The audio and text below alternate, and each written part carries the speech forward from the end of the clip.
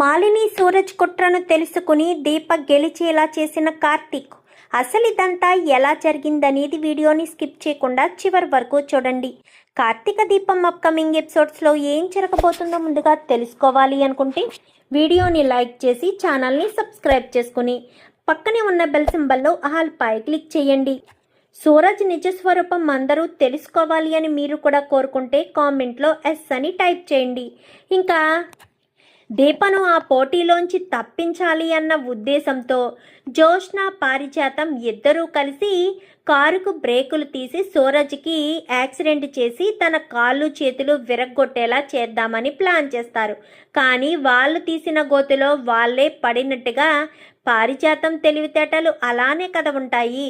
So పారిజాతం ఇటు జోష్న వెళ్తుండగానే బండి కాస్త ఒక చెట్టుకు గుద్దుకుని ప్రమాదం జరుగుతుంది.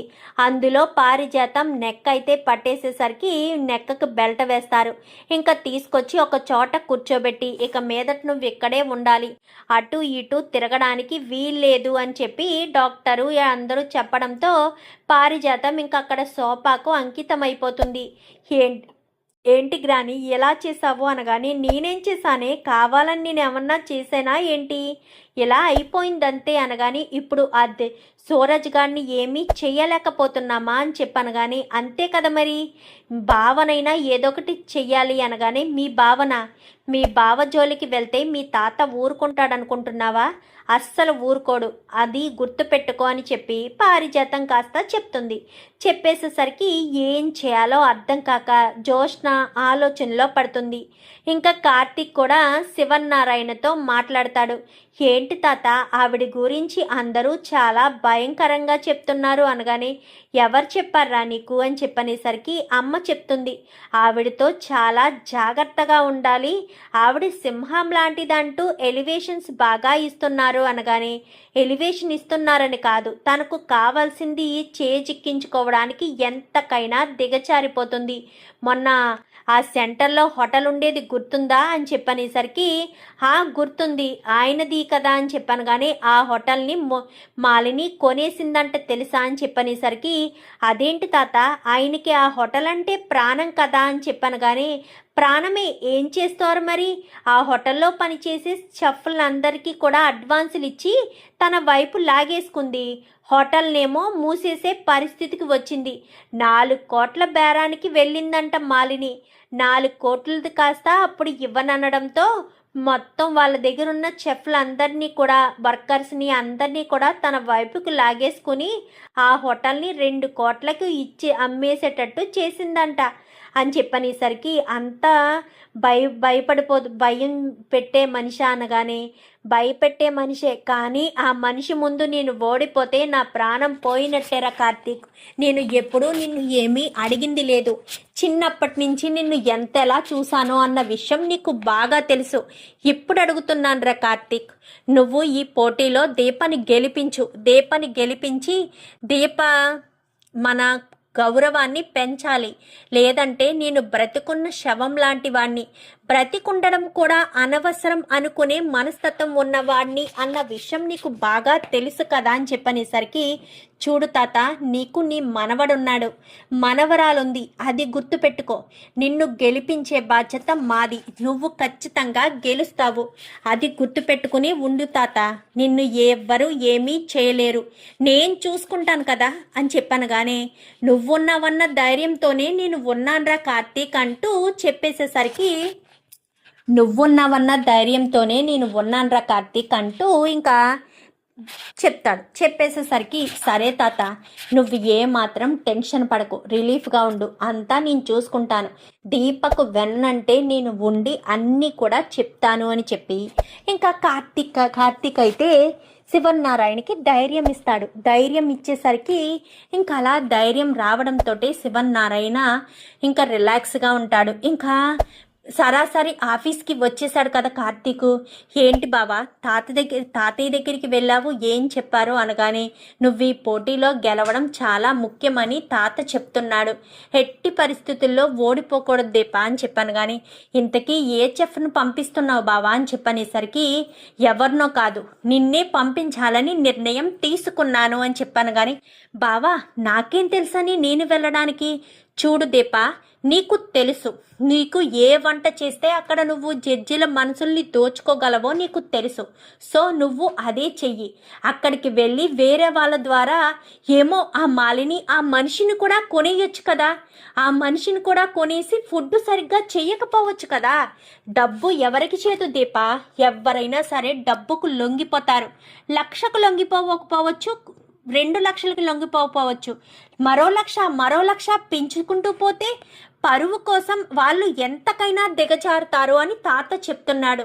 అందుకే నేను బాగా ఆలోచించి అక్కడ వంట చేయడానికి చెఫ్గా నిన్ను మాత్రమే పంపించాలని నిర్ణయం తీసుకున్నాను అనేసరికి, నా వల్ల అవుతుందంటవా బావా అనగాని, ఖచ్చితంగా అవుతుంది దీప, నీ మీద నాకు పూర్తి నమ్మకం ఉంది, ఖచ్చితంగా అవుతుంది. నువ్వు ఏ మాత్రం టెన్షన్ పడద్దు, నేను చూసుకుంటాను కదా, నేను ఉన్నాను, ఓకేనా, సరేనా, నువ్వు ఏ మాత్రం టెన్షన్ పడడానికి వీల్లేదు అంటూ విషయం చెప్పేసరికి, సరే బావా నువ్వున్నావన్న ధైర్యంతోనే నేను ఉంటాను అని దీప చెప్పడంతో సరేనని, ఇంకా కార్తీకు సరే దీప మనం కొంచెం హార్డ్ వర్క్ చేయాలి అనగాని, సరే బావా అని చెప్పనేసరికి ఇంక ఈలోపు కాంచన ఫోన్ చేస్తుంది. రే కార్తీక్, ఏదో పోటీ ఉంది, అది ఉంది, ఇది ఉందని దీపను ఎక్కువ ఇబ్బంది పెట్టావనుకో, CEO పదవి నుంచి దీపను తొలగించమని మా నాన్నని ఫోర్స్ చేయాల్సిన పరిస్థితి వస్తుంది, అర్థమవుతుందా అని చెప్పనేసరికి, సరే అమ్మా సరే అని చెప్పి ఇంకా కార్తీక్ అయితే చెప్తాడు. ఇంకా దీప ఇంటికి వచ్చేస్తుంది. ఇంటికి వచ్చేసిన తర్వాత కార్తీక్ చిన్న పని ఉందని బయటికి శౌర్యను తీసుకుని బయటికి అలా వెళ్తూ ఉంటాడు. వెళ్తూ ఉండగానే మధ్యదారిలో సూరజ్ కనిపిస్తాడు స్కూటీ మీద వెళ్తూ. ఇదేంటి ఈ టైంలో సూరజ్ ఎక్కడికి వెళ్తున్నాడు, ఏదైనా పని మీద వెళ్తున్నాడేమోలే అనుకుంటూ ఉండగానే ఒక పార్కులోకి వెళ్తాడు. పార్కులో ఏం పనుంది, సూరజ్ ఎవరినైనా మీట్ అవ్వడానికి వెళ్తున్నాడా, సరే చూద్దాం శౌర్య పార్కుకి వెళ్దామా అనగానే, వెళ్దాం నాన్న అని చెప్పనేసరికి ఇంక ఇద్దరు కూడా స్కూటీ మీద పార్కుకి వెళ్తారు. ఇంకా పార్కుకి అంటే దీపకు కారు ఇచ్చేశారు కదా, సో కారులోనే బయలుదేరతారు. వెళ్ళేసరికి పక్కన పార్క్ చేసి ఇద్దరు కూడా వెళ్తారు. వెళ్ళడంతో అక్కడి నుంచి సూరజ్ ముందుకు నడుచుకుంటూ వెళ్తాడు. ఎక్కడికి వెళ్తున్నాడు ఈ సూరజ్ అని శౌర్యను అక్కడ తెలిసిన ఒక ఆవిడ కనిపిస్తే, కార్తీక్ గారు బాగున్నారా అనగానే, బాగున్నానండి, కొంచెం మా శౌర్యని చూస్తారా అనగానే, సరే నేను చూసుకుంటాను మీరు వెళ్ళండి అనగానే తన పిల్లలతో ఆడుకుంటూ ఉండగానే సూరజ్ని ఫాలో అవుతూ కొంచెం ముందుకి నడుచుకుంటూ వెళ్తాడు. ఇంకా కార్తీక్ అయితే వెళ్ళేసరికి సూరజ్ అంటూ పక్క బెంచ్ మీద కూర్చుని పిలుస్తూ ఉంటుంది. ఇంకా మాలిని పిలిచేసరికి ఒక్కసారిగా షాక్ అయిపోతాడు కార్తీక్. మమ్మీ అనుకుంటూ వెళ్ళి హత్తుకోవడంతో చూసి అలా స్టన్ అయిపోతాడు.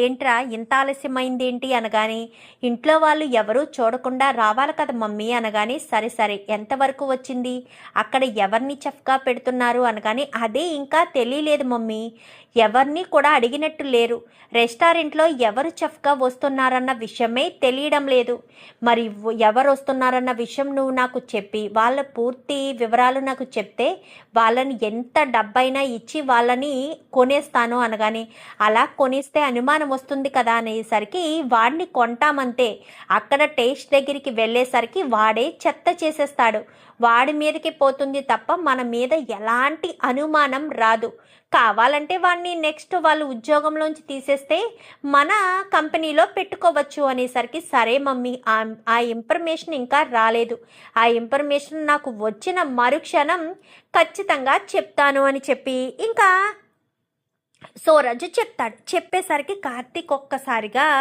షాక్ అయిపోతాడు. ఏంటి సూరజ్ వీళ్ళు అమ్మా నాన్నలా, అసలు ఇదంతా ఎలా జరిగింది, మాలిని సూరజ్ వాళ్ళమ్మ మరి అనాథ అని చెప్పాడు అంటే మోసం చేశాడా, అబద్ధం చెప్పాడా, అబద్ధం చెప్పి మోసం చేసి దంతా చేసుకొచ్చాడా అని చెప్పి ఇంకా ఆశ్చర్యపోతాడు కార్తీక్. అయితే ఈ విషయాన్ని ఎవరికి చెప్పాలి అనగానే ఇప్పుడు ఎవరికి చెప్పకపోవడమే మంచిది. పోటీకి ముందు ఈ విషయం బయటపడడంతో ఎలాంటి ఉపయోగం లేదు. సరే, పోటీలో ఎవరిని పెడుతున్నామన్న విషయం లాస్ట్ వరకు రివీల్ చేయకుండా ఉంటే సరిపోతుంది కదా. దీప అన్న విషయం తెలిస్తే ఒక్కసారిగా మాలినియే షాక్ అవుతుంది. ఎందుకంటే దీప చేసిన ఫుడ్డే నచ్చి తననే అక్కడికి రమ్మని ఒక రాయి విసిరింది కదా మాలిని. సో ఖచ్చితంగా దీప అనగానే షాక్ అవుతుంది అని చెప్పి కార్తీక్ అనుకుంటాడు. సరే నాన్న, ఇంకా వెళ్తాను నేను అనేసరికి, సరే అమ్మా, నువ్వు ఇంటికి ఎప్పుడొస్తావో అనుకుంటున్నాను. పోటీ అయిన మరుక్షణం తేలిపోతుంది కదా, అప్పుడు ఖచ్చితంగా వస్తాను. జోష్నను లైన్లో పెడుతున్నాను. జోష్నను పెళ్లి చేసుకుని ఇంట్లో అడుగు పెడితే ఆ ఇంటి మీద కక్ష తీర్చుకున్నట్టు ఉంటుంది కదా అని చూస్తున్నాను. కానీ ఆ జోష్న నా వలలో పడేటట్టు కనిపించడం లేదు.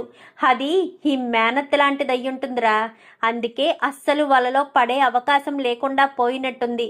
చూడాలి మరి అని చెప్పి ఇంకా ఇద్దరు మాట్లాడుకుంటారు. ఓ, జోష్నను పెళ్లి చేసుకోవడం కోసమా? రావాలి. జోష్న లాంటి పొగరబోద్దానికి ఇలాంటి వాడే రావాలి. జోష్నను అడ్డు పెట్టుకుని కుటుంబాన్ని సాధించడం కాదు. జోష్న ఇంటి నుంచి వెళ్ళిపోతేనే తాత జోష్నను సైతం వదిలేసి మనస్తత్వం ఉన్నవాడు. మనవరాల కోసం దిగజారే మనస్తత్వం కాదు. పైగా మా అత్త కూడా కూతుర్ని కూడా వదిలేసుకుంటుంది అని చెప్పి కార్తీక్ అనుకుంటాడు. ఇంక ఈ విషయం ఎవ్వరికి కూడా చెప్పడు, దీపకు కూడా చెప్పడు. ఎందుకంటే దీప కడుపుతో ఉంది కదా. ఇలాంటి విషయాలన్నీ దీప విన్నదనుకో టెన్షన్ పడుతుంది దీప. సో దీపక్ కూడా ఎవ్వరికీ చెప్పకుండా సైలెంట్గానే ఉంటాడు కార్తీక్. అయితే నాన్న వెళ్దామా అనగానే రాని గబగబా సూరజ్ బయటికి వచ్చే లోపే కార్తీక్ శౌర్యని తీసుకుని వేరే రూట్లో, అంటే ఎప్పుడు వెళ్ళే రూట్ కాకుండా వేరే రూట్లోంచి వెళ్ళిపోతాడు. ఎందుకంటే వెనకాల మళ్ళీ సూరజ్ వస్తాడు కదా. సో అందుకని వేరే రూట్లో వెళ్ళి ఇంకా అట్నుంచి అటు ఇంటికి వెళ్ళిపోతారు.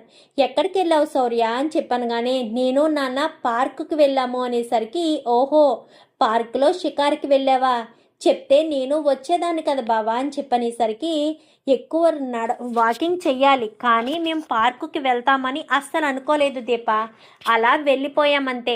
ఈసారి వెళ్ళినప్పుడు ఖచ్చితంగా తీసుకువెళ్తాను అనగాని తీసుకువెళ్ళరా? అక్కడ చిన్నపిల్లలు వాళ్ళు ఉంటారు కదా, వాళ్ళు ఆడుకుంటూ ఉంటే కడుపులో ఉన్న బిడ్డకు కూడా చాలా హాయినిస్తుంది అనేసరికి, సరేనమ్మా తీసుకువెళ్తానులే.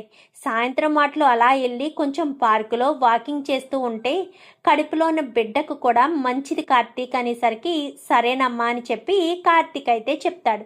చెప్పడంతో ఇంకా చెఫ్ పోటీలు దగ్గరికి వచ్చేస్తూ ఉంటాయి. ఇంకా అలా పోటీలు దగ్గరికి వస్తుండే కొలది ఎవరు అనౌన్స్ చేయట్లేదేంటి బావా, ఎవరిని పంపిస్తున్నామో అని ఎవరికి చెప్పొద్దనగానే లాస్ట్ వరకు కూడా నువ్వే చెఫ్గా వెళ్తున్నావన్న విషయం నీకు నాకు తాతకు తప్ప మూడో వ్యక్తికి తెలియకూడదు, సూరజ్కి కూడా తెలియకూడదు అనగాని, ఏమైంది బావా ఎందుకు అలా అంటున్నావు అనగాని, అంతా నీకు తర్వాత తెలుస్తుంది దీప, నా వాళ్ళు ఎవ్వరికీ తెలియకూడదు అని చెప్పానా, సూరజ్కి కూడా తెలియడానికి వీల్లేదు, అది గుర్తుపెట్టుకునేసరికి, సరే బావా నీ మాట నేనెందుకు కాదంటాను, ఎవరికి చెప్పను సరేనా అని చెప్పి కార్తీక్ అయితే అంటాడు. కార్తీక్ అనేసరికి ఇంకా సరేనని దీప కార్తీక్లు ఇద్దరు మాట్లాడుకుంటారు. శివనారాయణకి ఆల్రెడీ చెప్పాడు కదా, మళ్ళీ కాల్ చేస్తాడు. ఏంట్రా కార్తీక్ అనగానే, ఎట్టి పరిస్థితుల్లోని దీప చెఫ్గా వెళ్తుందన్న విషయం బయటికి లీక్ చేయొద్దు తాత, అట్లీస్ట్ ఎవ్వరికి కూడా చెప్పొద్దు, అది లాస్ట్ మినిట్ వరకు సస్పెన్స్గానే ఉంచు అనేసరికి, సరే చెప్పను ఎవ్వరికీ చెప్పను అనగానే సరేనని ఇంకా చెఫ్ పోటీలు రానే రావడంతో ఇంకా అప్పుడు చెప్తాడు కార్తీక్ వెళ్ళి పేరుని, ఇంతకీ మీ తరపున వచ్చే చెఫ్ నేమ్ ఏంటి అనగానే పేరు చెప్పడంతో అవునా అని చెప్పనేసరికి, అవును అనేసరికి, పూర్తి నమ్మకంతోనే పంపిస్తున్నారా అనగానే, నా వైఫ్ మీద నాకు పూర్తి నమ్మకం ఉంది అని చెప్తాడు. చెప్పేసరికి ఇంకా వాళ్ళు డిఎంఓ అని ఉంది కదా, డిఎం రెస్టారెంట్లో చెఫ్గా వచ్చేది పలానా వ్యక్తి అని చెప్పడంతో ఇంకా జోష్నా గ్రూప్ ఆఫ్ రెస్టారెంట్కి చెఫ్గా వచ్చేది శ్రీమతి దీప కార్తీక్ అంటూ చెప్పడంతో ఒక్కసారిగా షాక్ అయిపోతుంది మాలిని. ఏంటి కార్తీక్ వస్తున్నాడా అని చెప్పి, దీప వస్తుందా అని చెప్పి ఒక్కసారిగా షాక్ అవుతుంది. అయినా దీప రావడం ఏంటి చెఫ్గాను? హోటల్లో అంతమంది ఉండగా దీపని పంపిస్తున్నారా అంటే వేరే వాళ్ళ మీద నమ్మకం లేదనుకుంటా. వేరే వాళ్ళని పంపిస్తే నేను కొనేస్తాను అన్న ఉద్దేశంతో తన సొంత మనిషిని పంపిస్తున్నారన్నమాట అని చెప్పి ఇంకా మాలిని అనుకుంటుంది. అయినా నువ్వేం కంగారు పడవలసిన అవసరం లేదులే మామయ్య, ఎందుకంటే మనం పంపించింది బెస్ట్ చెఫ్ని అనగానే బెస్ట్ చెఫ్ని పంపించామన్న ఆలోచన నాకు ఉంది మాలిని. కానీ దీప లాంటి అమ్మాయి వంటకమే నీకు నచ్చింది అంటే ఖచ్చితంగా అక్కడ జడ్జెస్ కూడా నచ్చుతుంది కదా, అప్పుడు శివన్నారాయణ వాళ్ళే గెలుస్తారు కదా అని చెప్పనేసరికి అలా ఏమీ ఉండదు మామయ్య గారు అని చెప్పాను. కానీ ఏమో నాకు కొంచెం దడగా అనిపిస్తుంది అనేసరికి మీరు అలాంటి టెన్షన్ ఏమీ పెట్టుకోవద్దు మామయ్య, ఎందుకంటే ఖచ్చితంగా మనమే గెలుస్తాము. మీకు మాటిచ్చాను, ఈ మాలిని లైఫ్లో ఓటమంటూ ఉండదు అన్న విషయం మీకు తెలుసు. ఇప్పుడు కూడా మనమే గెలుస్తాం మామయ్య అని చెప్పి ఇంకా ఎంతగానో దక్షిణామూర్తికి నమ్మకాన్ని కలిగిస్తుంది. నమ్మకాన్ని కలిగించేసరికి దక్షిణామూర్తి కూడా నిజమనే నమ్ముతాడు. నిజమనే నమ్మి పోటీలు రౌండ్ స్టార్ట్ చేస్తారు. మీరు ఏం ఫుడ్ చేయాలనుకుంటున్నారో క్లియర్గా ప్రిపేర్ అయ్యి చేస్తున్నారు కదా అని చెప్పాను. కానీ ఖచ్చితంగా చేస్తున్నాము. ఈ పోటీ ఇద్దరు చెఫ్ల మధ్య కాదు, ఈ 2 రెస్టారెంట్ల మధ్య. The best restaurant of the year award ఎవరికి రాబోతుంది అనే దాని మధ్య. ఇప్పుడు డిఎం అనే రెస్టారెంట్స్ కొత్తగా స్థాపించబడినవి. జోష్నా గ్రూప్ ఆఫ్ రెస్టారెంట్స్ ఎప్పటి నుంచో ఉన్నవి. ఆ రెస్టారెంట్ వాళ్ళు ఈ రెస్టారెంట్ వాళ్ళు పోటీ పడబోతున్నారు. కానీ ఇక్కడ విశేషం ఏంటంటే జోష్నా గ్రూప్ ఆఫ్ రెస్టారెంట్ సీఈఓనే చెఫ్గా వచ్చి వంట చెయ్యబోతుంది. పైగా తను ప్రెగ్నెంట్ కూడా. ప్రెగ్నెంట్ అని వాళ్ళ ఇంట్లో వాళ్ళందరూ ఒప్పుకోవడంతో మేము కన్సర్న్ చూపించి తనకు ఈ అవకాశాన్ని ఇస్తున్నాము అంటూ అక్కడ జడ్జెస్, అక్కడ యాంకరు అందరూ కూడా మాట్లాడేసరికి అందరూ బిగ్ హ్యాండ్స్ అంటే క్లాప్స్ కొట్టి అంతా కూడా చాలా సంతోషంగా అయితే క్లాప్స్ కొట్టి సాదరంగా ఆహ్వానిస్తారు. ఆహ్వానించేసరికి all the best Deepa, all the best అని అందరూ కూడా ఆల్ ది బెస్ట్ చెప్తారు. ఇంకా దీప తన స్థానంలోకి వెళ్ళి నిలబడి ఉంటుంది. ఇంకా వంటలు చేయడానికి ప్రిపేర్డ్గా ఉంటుంది. మీకు కావలసిన వస్తువులన్నీ తెచ్చుకుని కట్ చేసుకుని ఇదంతా మీరే చేసుకోవాలి. ఏ హెల్పరు మీకు హెల్ప్ చేయరు అని చెప్పాను. కానీ ఓకే టైం స్టార్ట్ నౌ అని చెప్పి ఇంకా టైం స్టార్ట్ చేసేస్తారు. స్టార్ట్ చేసేసరికి మీకు ½ అన్ అవర్ మాత్రమే టైం ఉంటుంది. ఏ కర్రీ అయినా మినిమం ½ అన్ అవర్లో అయిపోతుంది కాబట్టి ½ అన్ అవర్ కర్రీకి ఇస్తున్నాము అని చెప్పాను. కానీ సరేనని ఇంకా వెంటనే దీప కావాల్సిన వస్తువులన్నీ కూడా తెచ్చేసుకుంటుంది. తనకంతా అలవాటే కదా, గబ్బా ఇంకా ఎంతో ఫాస్ట్గా చకచక మొత్తం కావాల్సినవన్నీ కూడా కోసేసుకుంటుంది. కోసేసుకునేసరికి ఇంకా స్టేజ్ కింద కూర్చుని చూస్తున్న పారిజాతం, జోష్న ఇంతకీ దీప ఏం వంట చేస్తుందంటావు అనగానే ఉప్మా బిర్యానీ చేస్తుందేమో, దానికి వచ్చిన వంటకం అదే కదా అని చెప్పాను. కానీ వచ్చిన వంటకం కాదే, వచ్చిన వంటకాల్లో అది సూపర్ అనే చెప్పాలి. నేను అంటున్నానని కాదు, దీప గనక ఉప్మా బిర్యానీ చేసిందంటే ఎంత ఉన్నా కానీ ఖచ్చితంగా అయిపోతుంది, అది గుర్తుపెట్టుకో అని చెప్పనేసరికి సరేనని ఇంకా సైలెంట్గా కూర్చున్నాను. కానీ సైలెంట్గా కూర్చుంటారు. ఇంకా వీళ్ళిద్దరూ పక్కనున్న కార్తీక్ గసిరేసరికి ఇంకా సైలెంట్ అవుతారు. ఇంకా దీప చకచక అన్నీ కోసుకుంటుంది. ఏంట్రా వద్దు అంటే దీపనే పెట్టావా అనగానే తప్పదమ్మా, తాత గెలవాలి అంటే దీపను మాత్రమే పంపించాలి. వేరే వాళ్ళని ఎవరిని పంపించినా వాళ్ళని కొనేయడానికి మాలిని సిద్ధంగా ఉంది. అందుకే నువ్వే అన్నావు కదా, తెలిసి తెలిసి సింహం బోన్లోకి తల పెట్టొద్దు, చేతులు పెట్టొద్దు అని. ఓడిపోతామని తెలిసి వేరే చెఫ్ని ఎలా పంపిస్తామమ్మా? అందుకని దీపనే పంపించాల్సిన పరిస్థితి వచ్చింది అనగాని, తను కడుపుతో ఉందిరా, అది నీకు అర్థమవుతుందా? ఈ తల్లి బాధ నీకు అర్థం కావట్లేదు అనగాని, తనకేం కాదమ్మా, ఇంటి పరువు కూడా ముఖ్యమే తనకి, అర్థమవుతుందా? తను ఆ కంపెనీ సీఈఓగా ఆ మాత్రం బాధ్యత చూడవలసిందే. రేపన్నా రోజున నీకు అన్నీ కూడా తెలుస్తాయి, సరేనా? ఇప్పుడు నువ్వు అవేమీ ఆలోచించుకో. దీప గెలవాలి అని మాత్రమే ఒక అత్తగారిగా కోరుకో, మీ నాన్న గెలవాలి అని ఒక కూతురుగా కోరుకో, నీ కొడుకు గెలవాలి అని ఒక తల్లిగా కోరుకో, అంతే. అంతకు మించి నిన్ను ఏమీ అడగనమ్మా అని చెప్పి కార్తీక్ అంటాడు. అనేసరికి ఏమోరా, మీరు ఏం చెప్తున్నారో ఏంటో నాకేమీ అర్థం కావట్లేదు. సరే, ఏదైతే అది అయ్యింది, దీపే గెలవాలని కోరుకుంటాను అని చెప్పి ఇంకా కాంచన అనుకుని సైలెంట్గానే ఉంటుంది. సైలెంట్గానే ఉండేసరికి ఇంకా ఇద్దరు కూడా అందరూ అలా చూస్తూ ఉంటారు. ఒక పక్క నుంచి ఆ చెఫ్ చేస్తూ ఉంటాడు, ఈ పక్క నుంచి దీప చేస్తూ ఉంటుంది. ఇంకా 10 minutes మాత్రమే ఉంది అని చెప్పి యాంకర్ చెప్పడంతో 10 minutes దీపకు 5 minutes చాలు, 5 minutesలో వాళ్ళ ముందు పెట్టేస్తుంది చూడు అని చెప్పాను. కానీ ఏంటి బావా, దీపం మీద అంత కాన్ఫిడెన్సా అని కానీ, చూస్తూ ఉండు, 5 minutesలో జడ్జి వాళ్ళ ముందు దీప ఫుడ్ పెట్టకపోతే నా పేరు మార్చుకుంటాను అంటూ కార్తీక్ అంటాడు. సరే బావా, టైం స్టార్ట్ నవ్వు అని చెప్పి టైం కాస్త చూపించి టైమర్ పెట్టేసరికి కరెక్ట్గా 4-5 నిమిషాలని చెప్పాడు కదా, 4వ నిమిషం అలా స్టార్ట్ అవుతూ ఉంటుంది. 5వ నిమిషానికి పరుగులు పెడుతున్న సమయంలో దీప ఫుడ్ని కాస్త రెడీ చేసి తీసుకెళ్ళి శుభ్రంగా బాగా డెకరేట్ చేసి తీసుకెళ్ళి జడ్జిల ముందు పెట్టేస్తుంది. ఇలా చూపించేసరికి 4:59 కనిపిస్తుంది. చూసావా, దీప్ అంటే అది. దీప మీద నాకు పూర్తి నమ్మకం ఉంది జోష్న, అది గుర్తుపెట్టుకో అని చెప్పనేసరికి ఈ పోటీలో దీప గెలిచిందంటే తాత ఇంకా దీపను నెత్తిన పెట్టేసుకుంటాడు అని ఓ తెగ బాధపడిపోతూ ఉంటుంది జోష్న. అయితే ఇంకా సెకండ్ పర్సన్ కూడా ఫుడ్ పట్టుకొచ్చి పెడతాడు. పెట్టేసరికి టైం అప్ అనగానే ఇంకా మీరు వెళ్ళి కూర్చోండి అనేసరికి జడ్జెస్ అంతా కూడా ఫుడ్ టేస్ట్ చేస్తూ ఉంటారు. ఆల్వేస్ దీప ఫుడ్ బాగుంటుంది కదా, జెంట్స్ ఫుడ్ కన్నా లేడీస్ ఫుడ్ కూడా ఒక్కొక్కసారి బాగానే ఉంటుంది కాబట్టి ఇంకా ఫుడ్లు మొత్తం చెక్ చేసి జడ్జెస్ అంతా కూడా ఈ ఫుడ్ బాగుంది, ఆ ఫుడ్ బాగుంది అంటూ చెక్ చేసేసరికి ఈ ఫుడ్ పేరేంటి అనగానే ఉప్మా బిర్యానీ వేసేసరికి ఉప్మా బిర్యానీయా, ఇదేదో వెరైటీ పేర్లా ఉంది, టేస్ట్ కూడా వెరైటీగానే ఉందని జడ్జెస్ ఏకంగా 4 ఉంటారు.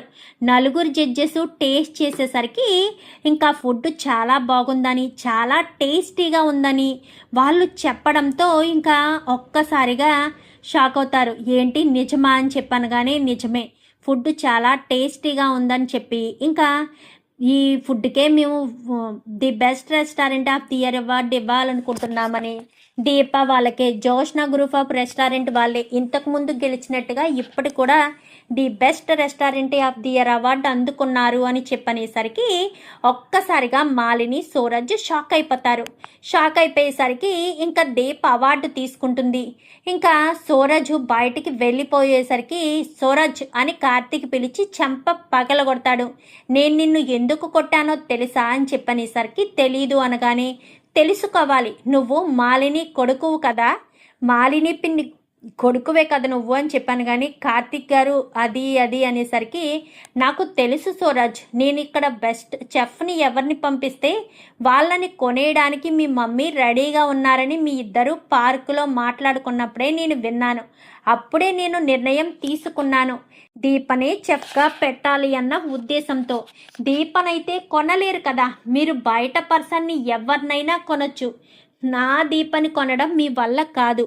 పైగా తన పుట్టింటి కోసం గెలిచే ఈ పోటీలో తను ఎందుకు వేరే వాళ్ళని చెయ్యాలనుకుంటుంది, అందుకోసమనే నేను దీపనే చెఫ్గా పంపించాను, నా భార్య గెలుస్తుంది అన్న నమ్మకం నాకు ఉంది అంటూ వార్నింగ్ ఇచ్చి నువ్వు మళ్ళీ ఆఫీసులో కనిపించడానికి వీల్లేదు అంటూ వార్నింగ్ ఇస్తాడు సూరజ్కి. అయితే చూద్దాం మరి రాబోయే ఎపిసోడ్స్లో ఇలాగే దీప కాస్త the best restaurant of the year award cup అందుకుని ఇదిగోండి తాతయ్య గారు అనగానే నా పరువు నిలబెట్టావు మనవరాలా అంటూ గుండెలకి హత్తుకుంటాడు దీపని.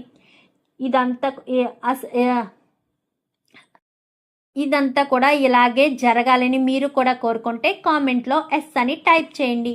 Thank you for watching.